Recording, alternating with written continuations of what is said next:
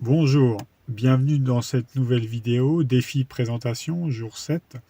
Je profite d'une bonne journée qui n'est pas encore finie, où j'ai donné pas mal de cours, où j'ai enregistré pas mal de vidéos. Et là, je viens juste de sortir d'un cours dans une maison de retraite, où les gens sont en autonomie. Et là, j'ai vraiment été frappé, dans le bon sens du terme, d'une chose en fait.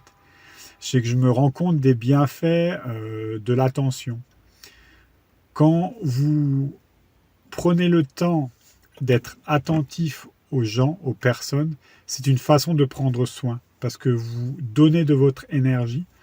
Et le fait d'être attentif à ces personnes âgées, tant que ce soit au moment de l'arrivée du cours, de les saluer, de leur dire bonjour, d'échanger quelques mots, de pratiquer ensuite, mais pas de pratiquer uniquement pour soi, je montre un mouvement et je m'occupe de plus rien. Non, c'est je pratique et je m'ouvre en même temps à ce qui se passe. Je les regarde, voilà, je leur souris, je crée un dialogue qui peut être même muet, pas forcément avec des mots, mais un dialogue corporel. Ben, retransmettre le Qigong, c'est ça aussi, c'est parler avec le langage du corps, le langage des yeux.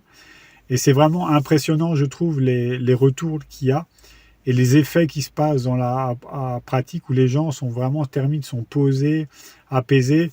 Et on sent qu'il y a vraiment eu un échange énergétique. Et moi, je me sens rempli en même temps de ce que eux ils m'ont apporté.